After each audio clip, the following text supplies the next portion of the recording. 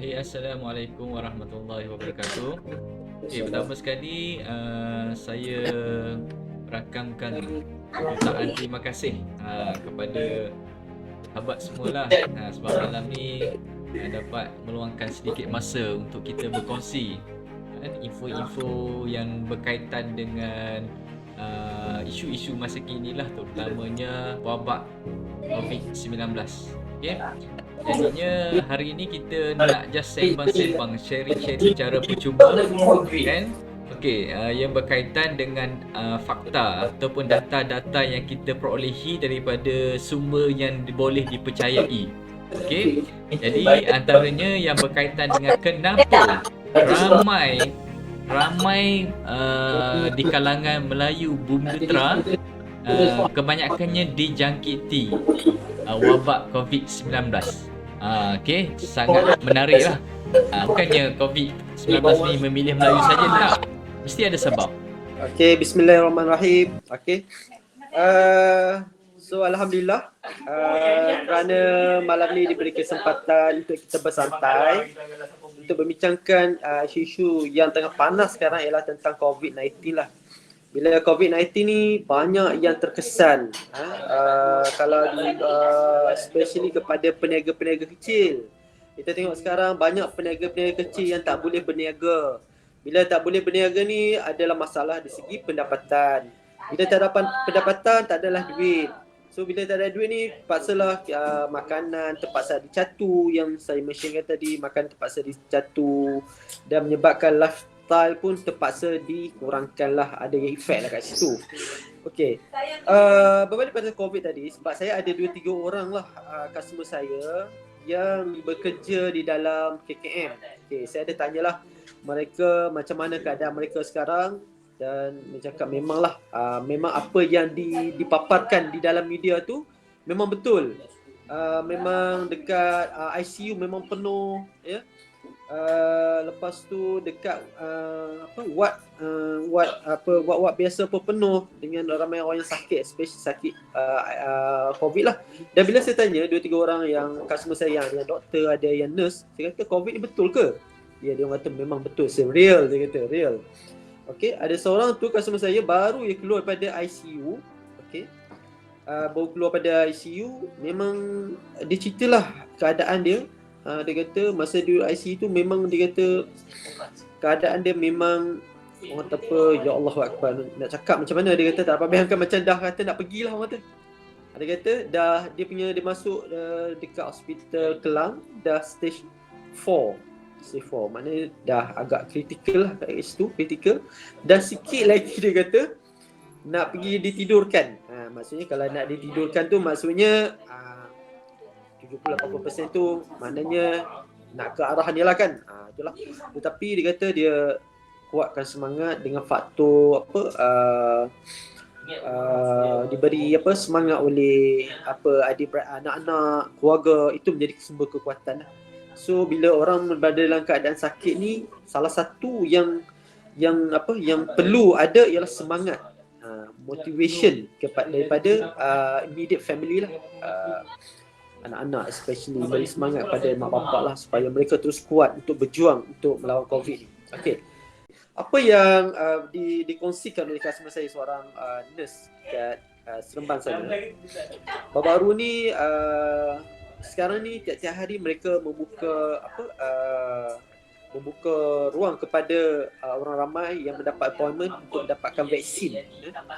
Tetapi sayangnya sayangnya sekarang ni bila dibuka vaksin ni untuk datang ke hospital, ramai yang tak ambil peluang ini untuk pergi ke sana, especially kepada orang Melayu kita.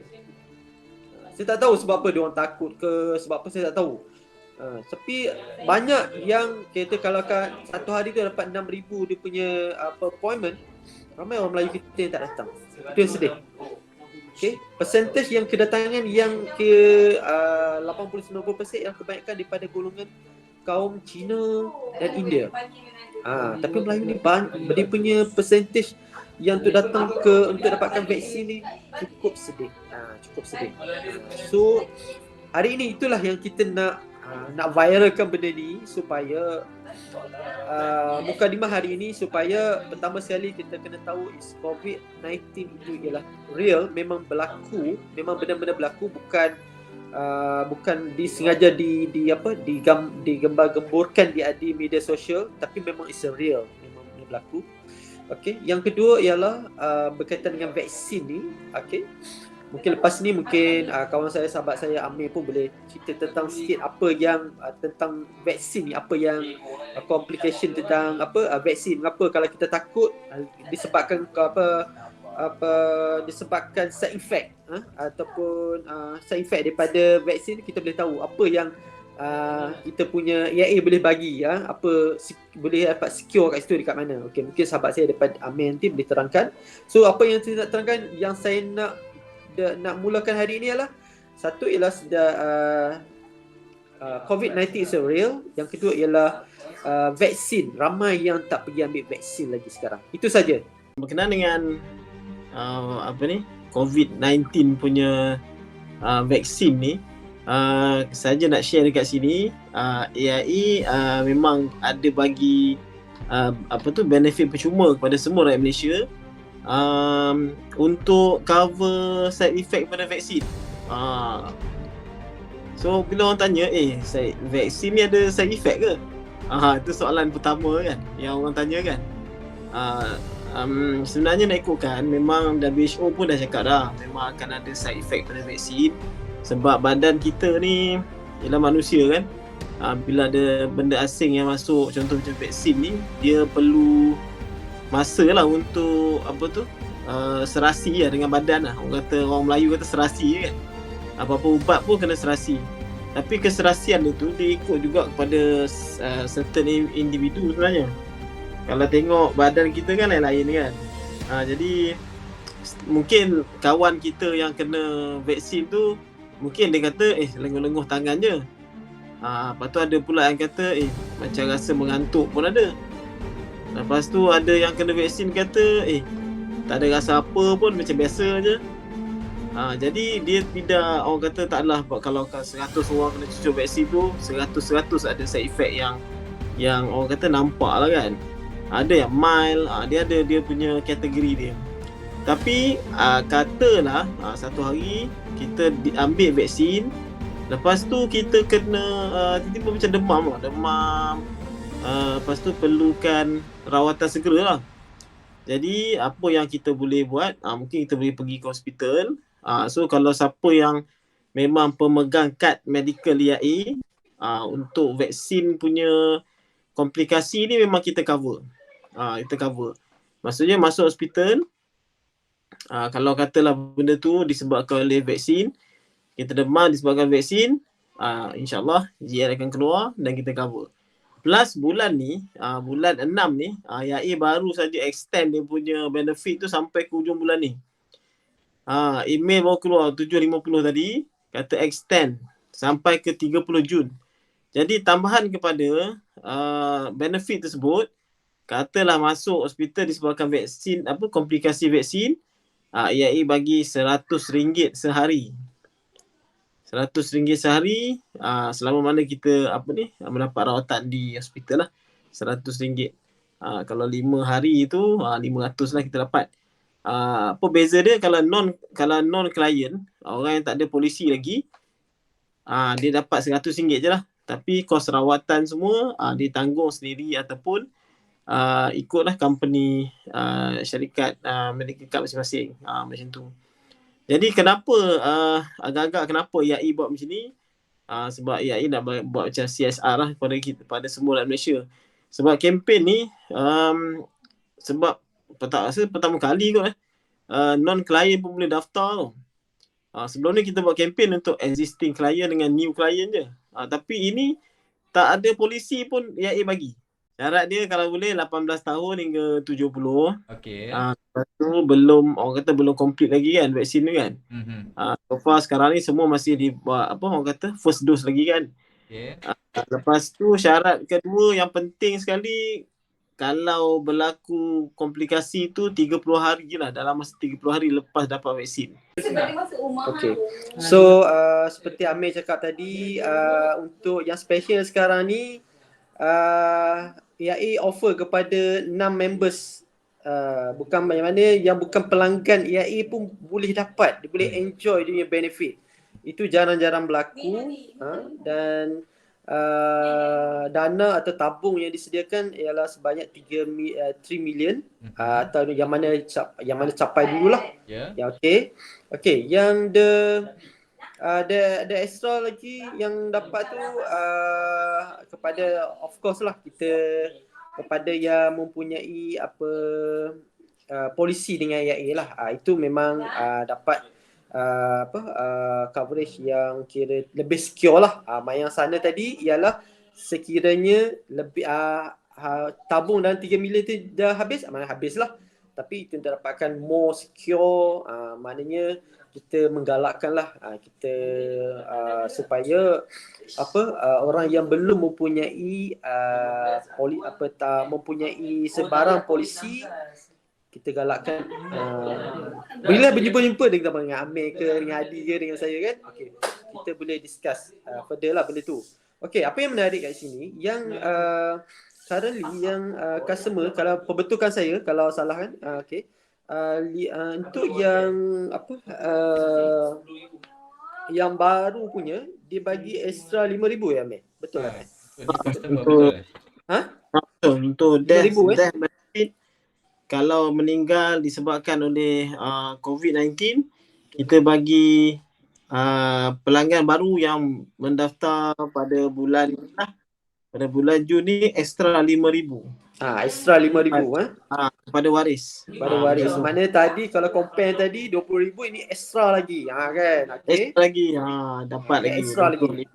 Lepas tu yang bestnya satu lagi ni ialah diagnose benefit ni. Kalau insured tu cover diagnose with COVID-19, even quarantine kat rumah pun dapat dapat 1,000 per life. Menarik tu kan. Siapa nak bagi 1,000 kan? Dah lah kerja tak boleh nak pergi, tapi tiba dapat ini. Bukan kita nak minta, tapi at least ada kan. Walaupun kadang sekarang ni kita dapat income satu hari RM50 pun, Masya Allah, dah cukup bersyukur kan. Ini pula kita bagi 1,000. So ini peluang terbaik untuk kita. Mengapa kita perlukan takaful? Kita tengok kalau takaful ialah perkataan kafalah, tolong-menolong, saling jamin-menjamin. Sebelum ni pernah sahabat saya pernah sorry lah, rumah saya ni sebab santai kan. Okey, dia dia berbeza lah, macam Amir cakap sebelum ni beza kita simpan sendiri kat rumah, tabung satu hari kita simpan RM5 kan, 30 hari baru ada RM150. Ni bila ada emergency je, maknanya kita mana kita nak ambil duit tabung tu kan, bukan nak ambil RM150, Allah, duit itu mana tinggal RM105. Okey, kalau kita tabung dekat takaful, satu hari kita simpan RM5 yang tabung. Okey, cukup hujung bulan ambil yang RM150, satu hari kita simpan RM5 tu, 30 hari tu RM150, kita letak dekat takaful. Anything happen tadi, macam kita cerita tadi lah, kita dapat, kalau in case kita tak minta kena COVID, kita tak tahu kat mana boleh dapat kan. Allah, kalau bila minta-minta tu, kalau tak nak dapat lah. Kuarantin kat rumah dapat 1,000 kan. Sebab apa? Siapa yang tolong bagi tu? Maknanya orang yang kumpul, dana yang terkumpul tu, yang berada dalam AIA tu terkumpul tu, sama-sama tolong kita. Tu yang saya rasa kecantikan tu tak ada di mana-mana institusi kewangan yang lain. Institusi kewangan ni hanya ada berada dekat sini saja, dekat takaful saja. Bukan takaful AIA saja, malah di takaful yang lain. Itu kecantikan yang ada, yang sistem tabaruk ada dalam dana dan tabung yang takaful tu. Saya kata, saya mengharapkan grab this opportunity dengan dana yang ada cantik, yang kita sama-sama dengan orang lain, sama-sama menabung dan sama-sama kita tolong orang lain, masyarakat lain yang tengah duduk susah ni akibat COVID-19. Okey. Satu lagi yang saya nak highlight dekat dalam isu COVID-19 ni. Okey. Semalam berlaku kematian kepada ibu saudara saya dekat Bukit Buntung. sekarang ni kita tengok lately, bulan lepas tu berlaku juga satu kematian kepada keluarga terdekat saya juga. Okay. Kita tengok sebelum COVID-19 dengan selepas COVID-19 ni, proses pengurusan jenazah ni dia ambil masa yang lama.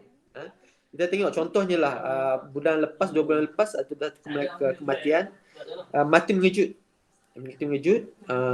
Dan jenazah dibawa ke hospital. Okay, kalau dulu kita tengok bila dia buat postmortem, dia dah dapat diagnose sakit apa, lepas tu jenazah boleh diuruskan lah, dimandikan. Tapi sekarang dia ambil masa yang agak lama. Sebab apa? Jenazah tu walaupun dia bukan COVID-19 tapi dia mesti make sure KKM hospital nak make sure adakah jenazah ini, si mati ni adakah terlibat dengan COVID-19. So proses tu agak lama. Dia ambil masa sebab macam kes yang berlaku semalam tu dia meninggal pada 10.30 malam. Mak saya meninggal 10.30 malam. Keesokan paginya barulah baru hospital diagnose sakit apa. Lepas tu barulah dia diberikan surat untuk ke bumi kan, surat kematian baru dikeluarkan. Maknanya proses tu agak lama untuk nak uruskan jenazah. So itu challenge juga tu pada zaman COVID ni. So belum lagi kita sentuh selepas pengurusan jenazah, kos pengurusan jenazah, lepas pengurusan jenazah tu apa yang perlu keluarga kena buat, itu belum disentuhkan lagi. Pun mengambil masa yang lama. Bayangkan kita ni yang tengah hidup tengah susah ni pun dalam keadaan susah. Bayangkanlah kalau kita sudah pergi macam mana keluarga kita nak survive. Dah lah key man dalam keluarga tu pun yang menyumbang dalam keluarga setiap bulan tu pun kita rasa sekarang dengan keadaan sekarang pun terdesak. Bayangkan bagaimana kalau sekiranya kita ataupun key man dalam keluarga kita pergi. Bagaimana kita nak cari nafkah, nak cari makan, dan kita nak adapt dengan situasi keadaan sekarang yang agak susah dan agak kritikal. Cuba bayangkan dekat mana lagi institusi kewangan yang boleh tolong, boleh membantu, yang boleh memberi immediate fund pada keluarga. Itu saja saya nak bagi untuk setakat ini. Silakan serahkan pada Adi. Okay. Saya ada satu soalan ni nak tanya ni. Okay. Ini saya rasanya orang di luar sana pun mungkin terlintas jugalah soalan macam ni. Saya nak tanyalah. Okay, mungkin saudara Amir ataupun Tuan Nasrin sendiri boleh jawab. Okay, saya nak tanya. Mana lagi bahaya? Okay, kesan vaksin ataupun wabak COVID-19? Saya rasa ramai yang terfikir ni kan. Sebab cabar tu. Asal tak beritahu awal tadi soalan ni. Ringan-ringan je bagi. Okay. Kebanyakan orang takut takutlah ambil vaksin. Takutlah ambil vaksin. Sebab apa? Banyak dengar cerita yang katanya ambil vaksin boleh membawa maut. Okay. Tapi mungkin adalah kes-kes terpencil kan. Kita tak boleh nak kata 100% kan. Betul tak? Kita ni bukan kerja kita lah. Kita ambil vaksin ni untuk mencegah kan pertahanan badan kita, imunisasi badan kita supaya lebih kuat kan daripada ancaman virus lah kan, kita panggil virus. Tapi kalau mengikut data yang terkini ataupun kita tengok liputan harian KKM setiap petang, kita tengok ramai daripada yang dijangkiti COVID-19 ni meninggal dunia. Terutamanya yang mempunyai masalah penyakit, yang sedia ada penyakit yang membawa maut. So di sini yang saya nak tanya, mana lagi bahaya? Mana lagi ramai yang meninggal disebabkan COVID-19 ke ataupun disebabkan oleh vaksin kan? Cuma vaksin kita tak boleh sentuh lah berapa orang yang dah bawa maut. Tak boleh lah, itu sensitif. Cuma nak katakan dari segi kepentingan, sebenarnya kita nak selitkan dari segi kepentingan, bukan kita nak menakutkan pun kan. Cuma itulah isunya kebanyakan orang daripada kita ni, kita fikir vaksin ni lagi bahaya daripada COVID-19. Boleh tak share sikit lah pandangan ni, bukan kata kita kata nak mempertahankan, tak, ni pandangan kita, terpulang pada individu lah kan, betul tak, nak terima ke tak, ini pandangan kita. Silakan saudara Nasrin ataupun saudara Amir. Okey, ini pandangan saya Yeah. Okey, pandangan saya ni saya base juga kepada saya punya pengalaman saya berkomunikasi, saya mendapat pandangan daripada orang-orang dalam hospital.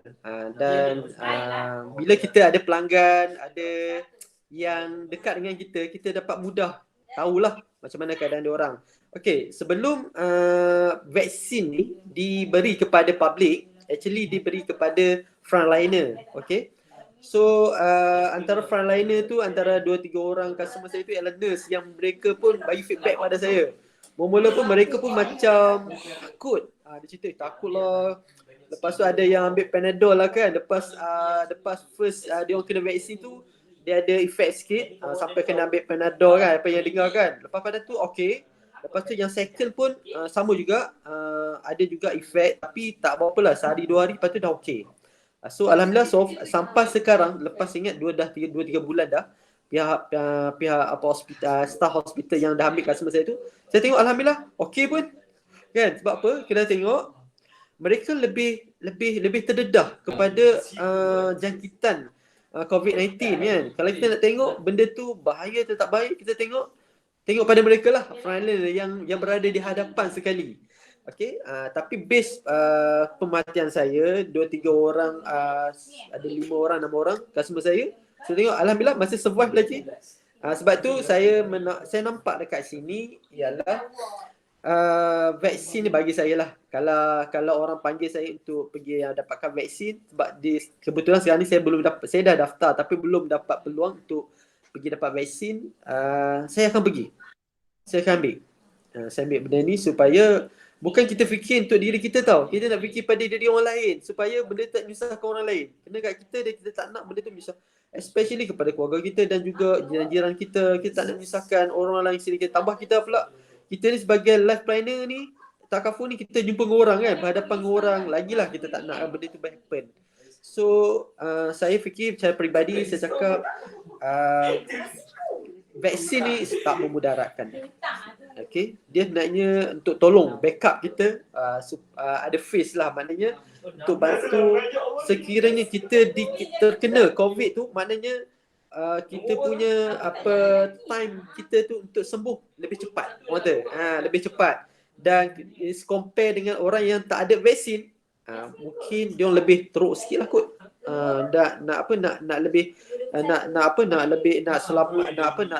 Nak sembuh tu ataupun nak recover tu mungkin ambil masa yang lama. Tambahan pula memang dalam currently tu memang dia ada penyakit kat situ lah. So saya menggalakkan dan secara pribadi saya bersetujulah supaya orang ramai pergilah ambil vaksin.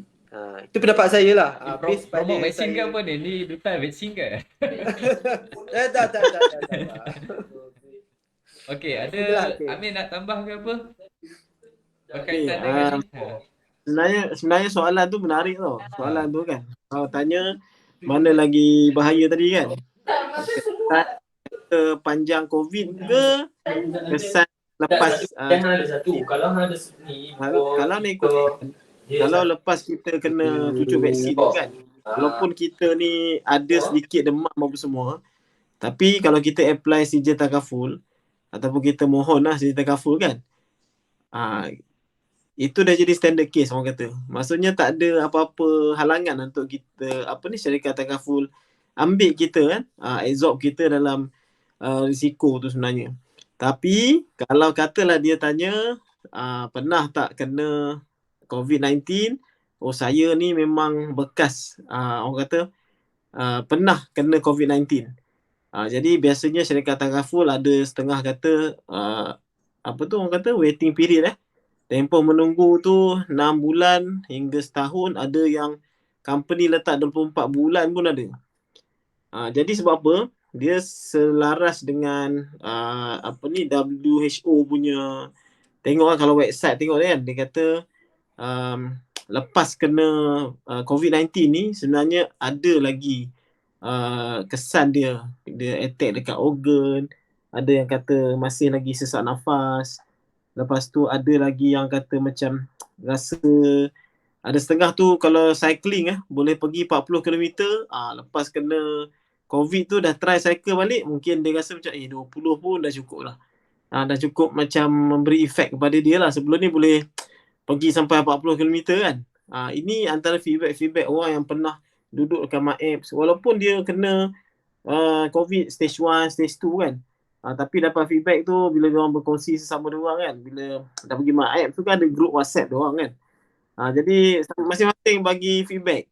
Apa dia punya perkembangan dia kan. Sebab itulah maksudnya kalau dah kena sakit COVID tu orang kata dah ada existing illness lah orang kata. Kalau dah terma apa tu bila kita nak mohon apa tu sejahtera kaful.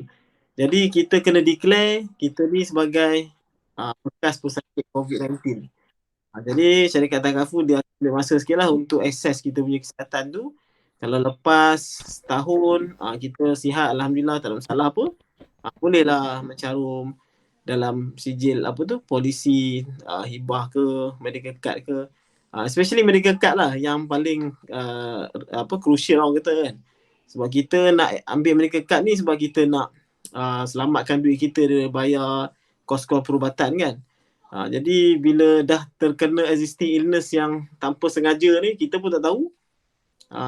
So jadi bahaya dia dekat situ lah. Kita nak mohon tu dah tak boleh dah. Dah kena tunggu dah. Dah jadi orang sakit kan. Macam tu lah, itu pendapat lah. Jadi siapa yang bukan belum kena lah, maksudnya masih sihat Alhamdulillah kan. Segera-segeralah mendapatkan himat nasihat dulu, sesuai tak sesuai saya ambil plan macam ni. Sebenarnya kita nak ambil secara tu buru-buru pun tak boleh juga, kita tak nasihat juga macam tu. Mana yang ada sesuai, kena dengan bajet kita, kena dengan kita punya berapa waris nak pakai esok, ataupun berapa yang coverage yang kita nak, tu pun dah cukup dah sebenarnya. Jadi bila orang kata bila ejen takaful ke ejen insurans ke datang nak bersembang kan, bukannya suruh beli terus, tapi nak tengok apa option yang ada yang terbaik untuk diri sendirilah dan keluarga. Macam tu lah sebenarnya. Itu pandangan saya lah. Pandangan saya buat masa ni.